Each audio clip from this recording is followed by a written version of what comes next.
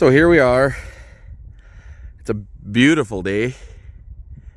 It's about, I don't know, a couple degrees above zero here. That would be, what is that, 30 degrees F? Anyway, I got this truck for $1,200. It's a 7.3 IDI. I think it's got cracked fuel lines, so if you try and run the throttle, it just stalls.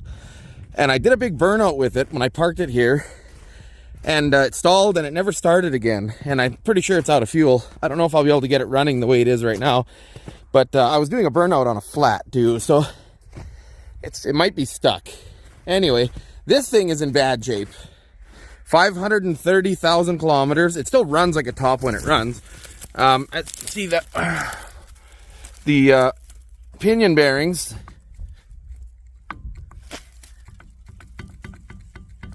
Pinion bearings are completely gone in the rear diff. The truck's miled out. The transmission's wrecked. The engine's probably not too bad. It looks like someone had it out, the engine. But the reason I bought it was because it's got new fenders, new doors, and it had a new box. The box is on the silver Ford. So this thing was already worth it already, just for the parts. And yeah, I want to see if I can get it running. And I'm going to strip it. I'm going to take the fenders off, the doors off. The truck is garbage. I know most people would try and fix it, but one, it's a super cab that's rotten. I hate super cabs.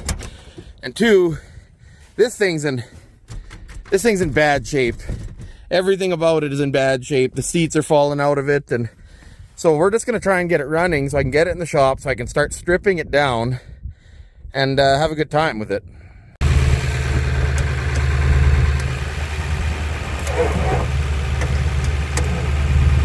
Ooh, not much connection on the batteries, that's for sure. So the batteries were complete garbage. I stole them out of the purple truck. And, well, the truck's complete garbage. So let's see what it does.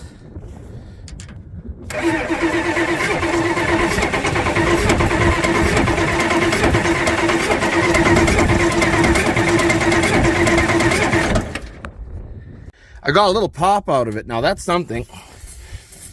Try this again.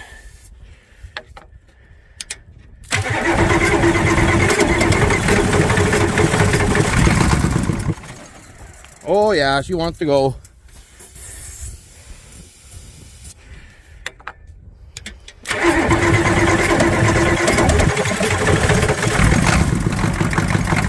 Oh yeah.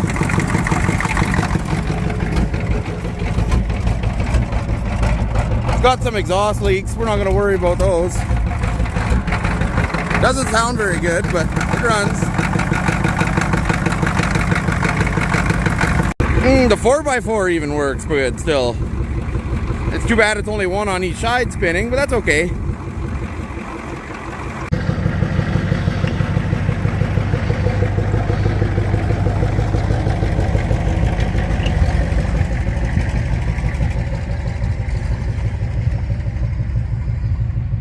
So I'm pulling off everything that's good. The doors, the front fenders, they're all off. The grill, some of the headlights, stuff like that are all good on this thing, but everything else is pretty much garbage. I've got this thing stripped pretty hard. I'm gonna put a couple of braces from here so that the rad doesn't run into the fan, because this is a good rad. So if the whole truck gets wrecked, I want that radiator. I'm going to put some supports, hang the wiring. I'm going to probably put the zoomies on this thing. It's going to take a little effort because I'm going to have to modify the one for the driver's side. The passenger side one's pretty close already. It might actually fit on there with little to no modification. I deleted the air conditioning and all the other stuff that didn't work, the heater core. That's all going to be gone out of the way. And then I suspect the fuel problem, why you can't run the throttle on this thing, is because the fuel pump's probably no good, which is really easy to get to now. It's actually pretty casual. I've got a spare one since I deleted the one on the silver truck and put it electric pump. So I'm going to do that. I'm going to have to relocate the batteries to the front here. And then I'm going to swap out the tires for ones that hold air. And we're going to make a Mudbogger out of this thing. Not a crazy Mudbogger, but a junky yard Mudbogger, you bet.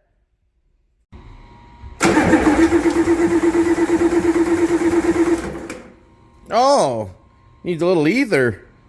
Let's try that again with a little spray.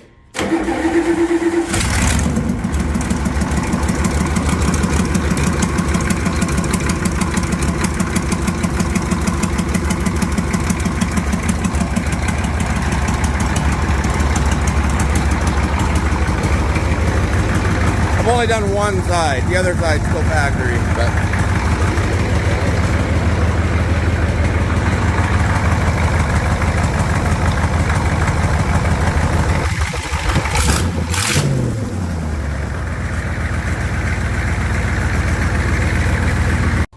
these twin traction beams are junk. Nobody fixes these.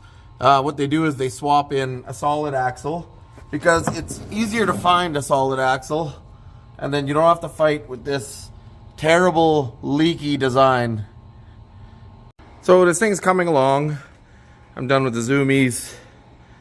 It starts and runs, and as you can see, I did a really bad job mounting a battery and stripped most of the garbage I didn't need and did a fairly bad job of hiding wiring. But what amazes me with old vehicles that are, especially with high mileage, right, is that things that you thought were bad, like the pinion, it just needed to be tightened. It's actually good. That was a win. I thought I had to do pinion bearings. Not that I was going to spend any real money or anything, but...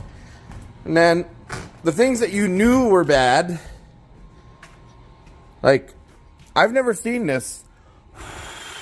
This is a new type of transmission fluid.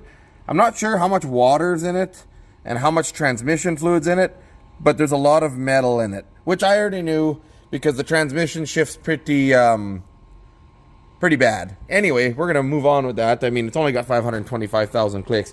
Now, the real disappointment is the U-joints on the twin traction beam. I mean, there's bad that you can ignore, and then there's bad that you can't ignore. Like, I can't 4x4 this thing. That will break immediately.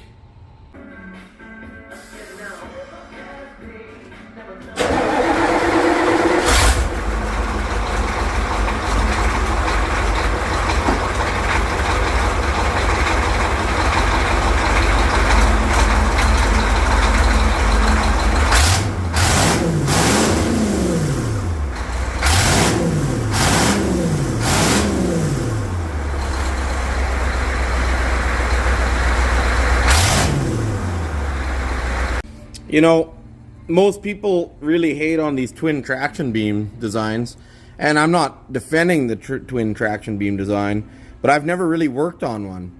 And I am just blown away at how easy this thing is to work on. So I was worried that to do the U-joints, because they're really, really bad, that I was going to have to pull the ball joints. But I don't, even though I probably should. But as you see, the tie rod's fairly bad, but you don't have to because there's a removable spindle. So your bearings mount on the spindle. The spindle mounts right there, and then your axle goes through it. Like, it's very, very simple, efficient design. Very impressed with how easy this is to work on. This thing was rusted solid. As you can see, I didn't even try and hide how rusty it was, and it took me maybe 20 minutes to take it apart. Now, the disturbing thing is how much water poured out of the front diff. That's water. That's not oil.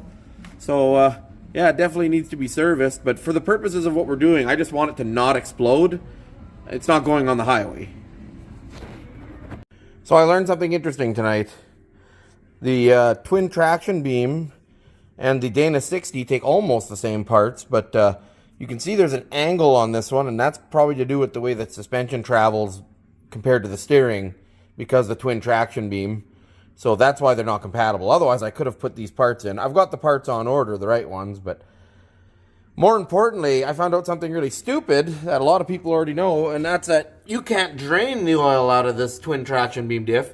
You have to suck it out. And I had to use a little pump, and it was miserable. What a terrible design. No drain plug. And this is what I got out of it. there was no oil in it, none.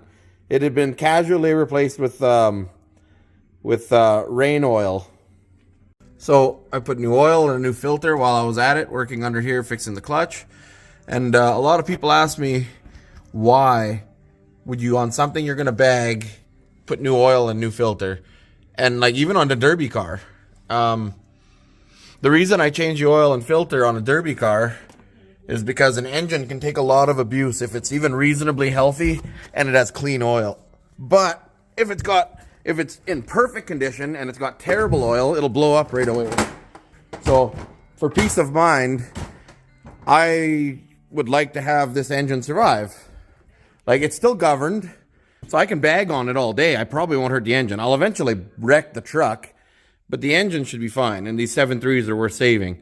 So yeah, clean oil, good filter, goes a long ways.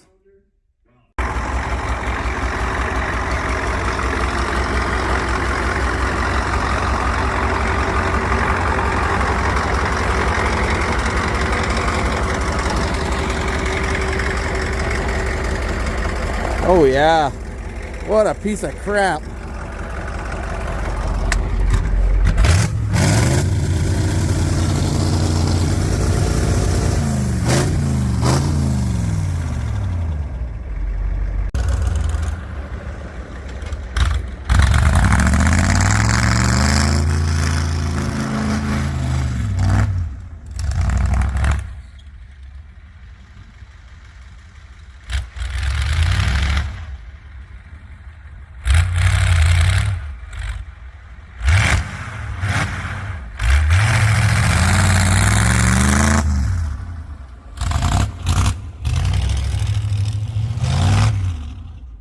Well, the clutch seems like it's not the best, and the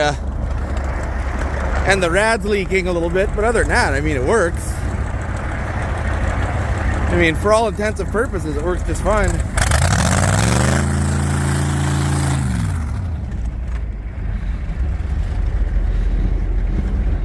In fact, the clutch is getting harder to shift all the time, which leads me to believe that it might be out of oil. I have to manually shift it since the clutch pedal has been deactivated. I'm guessing I blew a line underneath somewhere, but you just gotta power shift it. So I figured out why I have no clutch. Nothing's wrong, it just fell apart. Apparently, I have some work to do. So I fixed the clutch pedal 100% again. It was actually a really easy fix. The slave cylinder fell off. There's no holding bolt for it. So the guy I bought this from clearly never told me how much of a piece of crap this thing was. I had to figure it out for myself. If you look down there, you'll see past all that stuff right behind that guard. There is a clutch slave cylinder right there. And as you can see on the back side of it, there's a little adjustable, that's your bleed screw. And because I have no fenders on this thing, I can reach it from over here. That makes your life a lot easier so you can bleed things by yourself. Now, another important tool for bleeding things by yourself is that. That is a generic prop rod. I paid way too much money for it. I think it was like 30 bucks or something like that, or 50 bucks, but worth its weight in gold.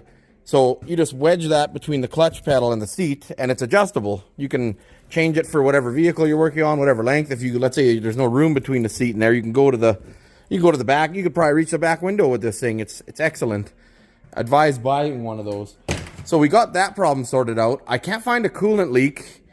I suspect it's because I filled the rad right to the top. So instead of going into a surge tank, it's just been spilling out all over the place.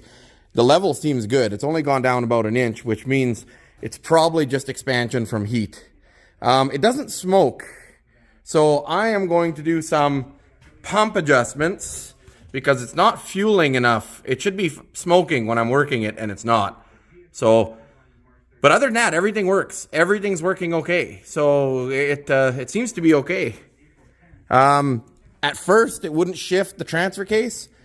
It popped out, and I thought I'd blown the transfer case. It turns out the linkage fell off, and it doesn't even seem like there's anything wrong with the linkage. I just put it back on, and it clipped on, and it's all 100%. So the testing continues. I'm probably going to have to weld the rear diff, though. I mean, it's pretty lame right now. It's also got no weight on the back.